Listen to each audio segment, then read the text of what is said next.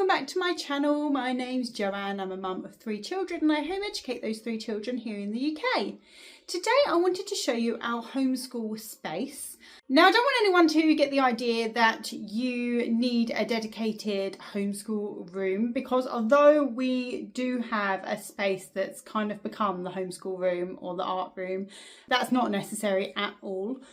The reason we have that space is because we don't use our dining table. We sit on the floor Turkish style with like a big picnic blanket, and so that's freed up the dining room to be the kids' play area, and then that's developed into more of like a homeschool space where we store the kids' homeschool folders, and we have schedule on the wall, and we have a big table in the middle a lot of the time where we sit and do certain things, like maybe maths is one that we often sit there for, writing lessons, things like that. A lot of other stuff, however, is done just snuggled up on the sofa, and you could very easily do that. You don't need a designated room at all.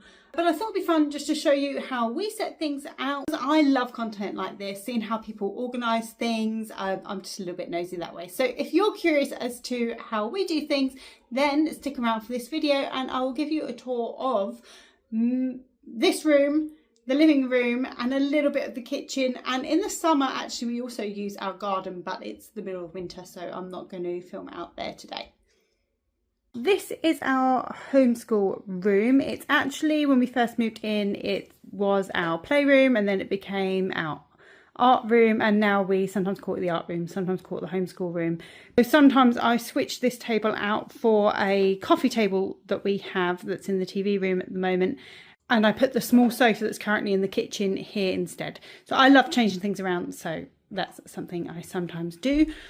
Here on the side I have this little sort of Waldorf inspired like these peg dolls that we use sometimes for the dates. So we've got a January peg doll, a winter peg doll, and a Sunday peg doll there, and then the kids' paint brushes for when they want to paint. And paints are in these drawers. This table, I got it from IKEA several years ago now, and it's amazing. It's got 3 drawers this side, 3 drawers the other side, and that's perfect for storing like overflow of pens, pencils, crayons. On the table we have fruit, because home ed kids are always snacking. We have some oil pastels which have come in handy. The kids love drawing with those. We have a little candle that we light sometimes when I'm feeling fancy, and then we have this, which I think is supposed to be a candle holder, but I liked it and I put just some scissors and pencils in there. Got loads of black pens, but I think they've disappeared upstairs. So this is the art shelf, which I often sit in front of. Please excuse the dead plant. We have a talking globe, does all these random things, gives you quizzes, tells you about the population and the area of different countries. We have a maths basket with a multiplication square. I rotate the books that I put in here, but at the moment we've got a fractions book, sandpaper, numbers for my daughter, some, I think these are called peg cards. Basically she has to count the amount of princesses on there and then put a peg on 7. And the peg must be at the bottom of the basket. We haven't used those recently. This is a spinning wheel that goes with a game.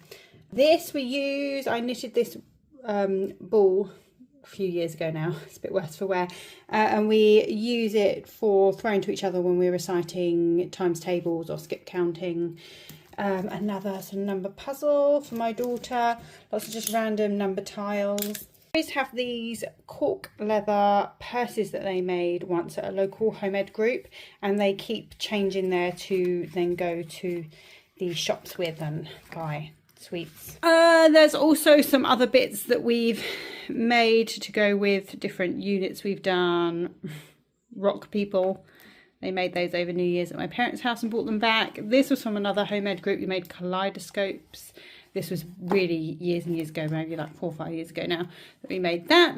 Another woolen ball, but this time black and red. And then, yeah, here we have these block crayons. These are fun to use.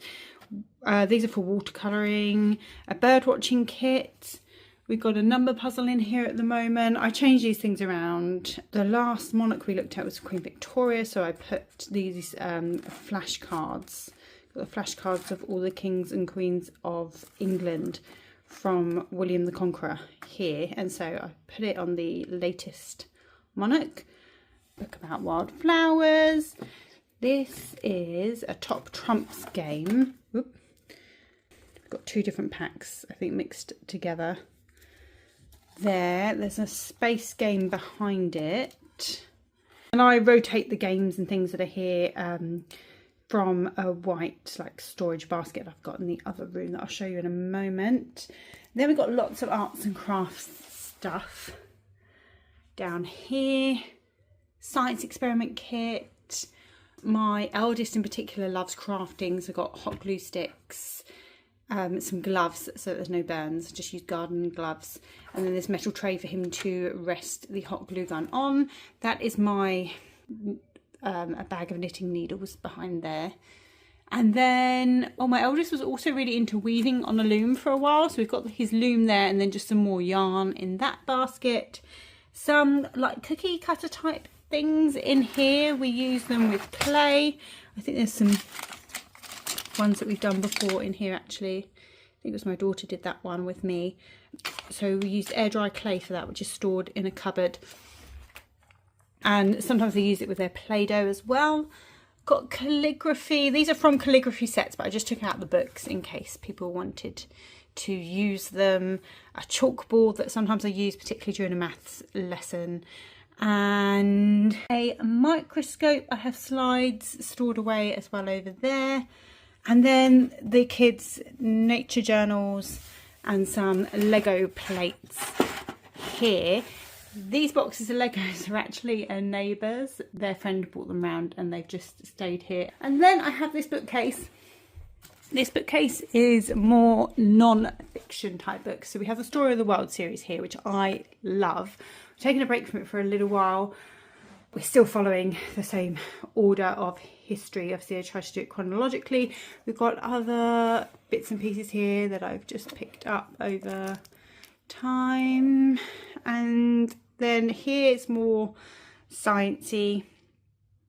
I can't fit them all in. I need to get some more bookshelves maybe. And at the bottom here, we have got a little mix. We've got some music books, Turkish books, and then maths books as well. And by looks of it, another little puzzle book as well. The shelves, my daughter has a dress up box. She's got all sorts of dress up clothes in there and bits of material and stuff like that.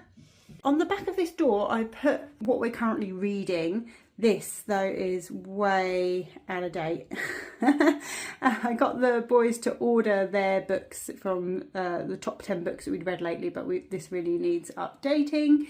Then each son has a board to display best work on. This is my daughter's calendar for doing the date with, and she has a little board down here that she can reach with her reading egg certificates, and then the letter board above it for letter of the week. Sometimes when we're not doing letter of the week, I do other things on there.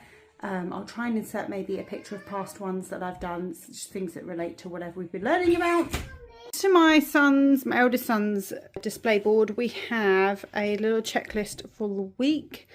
So we're halfway through our day today actually. The kids are outside playing, and so this is how far we've got, but by the end everything should be ticked off. And down here we have a little doll's house that a friend gifted us, and it's really handy for extra storage. And so my kids have some plain paper here that they can use, and then inside we have all of their homeschool stuff. So over here we have exercise books. These are their English ones, and then we have maths ones. My younger son's one is out at the moment. And then we have our Fix-It grammar and fables, myths and fairy tale writing lessons there. We have This pencil case has just got some pencils, rubbers, a ruler and a sharpener in, so that we're not looking all over the place. Although we've got stuff on the table, I quite often find that bits are missing when we come to sit down and do lessons. So I like to make sure at the end of each homeschool day the stuff's back in here, and also during break time, and then I know that we've got at least a pencil and rubber each for the children. Then just got a dictionary, my eldest son's reading book, my middle son's reading book, and then Latin.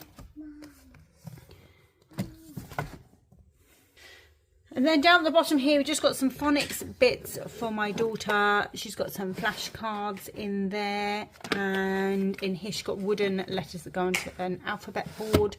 I've got the overflow as well from the art shelves, so some glue sticks, soft pastel set, and actually at the back I have these slides for the microscope. And these are micro bits that my boys have been using to code recently.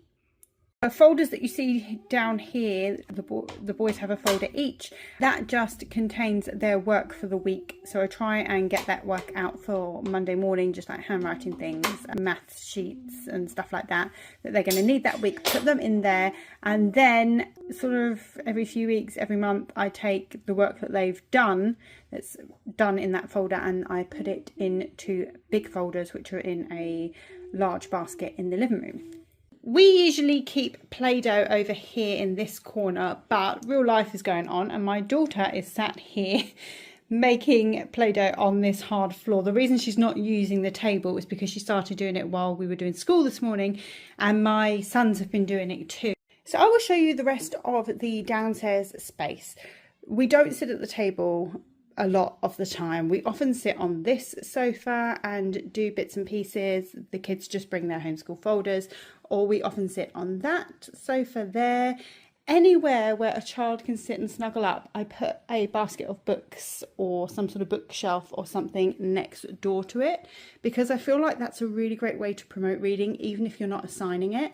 So this basket here is actually library books. The rest on those shelves belong to us. And down there we have board games. You can see here some peg dolls, which my daughter loves playing at the moment with these magnetiles. The magnetiles are excellent. She creates like little worlds. We've got wooden train set. We've got most of it in here, but some still upstairs in one of the kids' room. This someone was given away for free. I've just got our prayer rugs on top, but inside, not very organised, but I've got loads of games that the kids can just grab. This is like our educational game box. I have more upstairs actually as well, but they're not so overtly educational. And then through here we have another sofa with a little magazine rack next to it. I just got this from a charity shop. And my kids, this is for the boys really, they have a subscription to the Week Junior, and they also get the same company's Science and Nature magazine. So this comes monthly, this comes weekly, and I just put out the latest copies so that they're around when they're thinking of reading. I hope you enjoyed seeing our home ed space. Like I say, I change it around all the time, and so it won't be like this for very long. But if there are any major changes, then I'm sure that you'll see them in the background of one of my videos. Until next time, take care. Happy homeschooling. Bye.